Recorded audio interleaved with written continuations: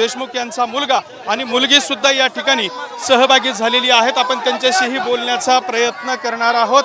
या ठिकाणी जर बघितलं तर मोठ्या संख्येने लोक सहभागी झालेले आहेत। ताई, काय सांगशील तू तुझ्या वडिलांच्या न्यायासाठी? तर आपण जर बघितलं तर मोठ्या संख्येने हे सगळे लोक या ठिकाणी सहभागी झाले असल्याचं आपल्याला पाहायला मिळतंय। काय भूमिका आहे तुमची? जोपर्यंत आरोपीला होणार नाही तोपर्यंत न्याय हा लढा चालूच राहणार। काय वाटतं तुम्हाला? तर अशा पद्धतीने हा जो मोर्चा आहे तो या ठिकाणी निघाला असल्याचं आपल्याला या ठिकाणी पाहायला मिळत आहे आणि लाखो हजारो नागरिक सुद्धा सहभागी झालेले आहेत। काय भूमिका आहे तुमची? आरोपीला कठोर शासन झालं पाहिजे आणि लवकरात लवकर शासनानं निर्णय घेऊन जो कोणी मास्टर माइंड आहे त्या मास्टर माइंडला लवकरात लवकर अटक करून त्याला कठोर शासन करण्यात यावं। कठोर शासन करण्यात यावं अशी मागणी आहे। तुम्ही काय सांगाल? आज मोठा मोर्चा रेणापुरात काढलाय। हा महाराष्ट्रातला पहिला मोर्चा आहे जो अतिशय भव्य निघालेला आहे आणि आम्ही संतोष अण्णा देशमुखांना न्याय मिळाल्याशिवाय स्वस्थ बसणार नाहीत।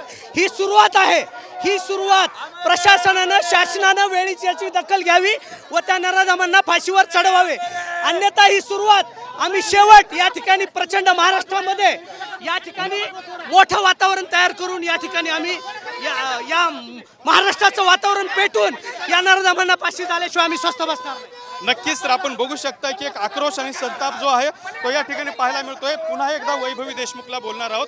ताई, मोठा मोर्चा निघालाय, काय भूमिका हीच आहे की लवकरात लवकर न्याय मिळाला पाहिजे आणि जसे आज तुम्ही आमच्या सोबत आहात असं तुम्ही कायम आमच्या सोबत राहा। मुख्यमंत्र्यांकडे काय म्हणणं आहे तुझं? आम्हाला लवकरात लवकर न्याय मिळाला पाहिजे आणि लवकरात लवकर आरोपी अटक करून त्यांना कठोरात कठोर शिक्षा झाली पाहिजे।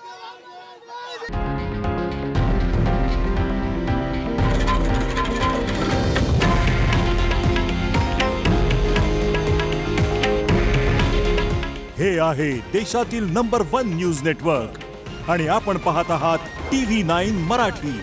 काळजी तुमची, हित महाराष्ट्राचं।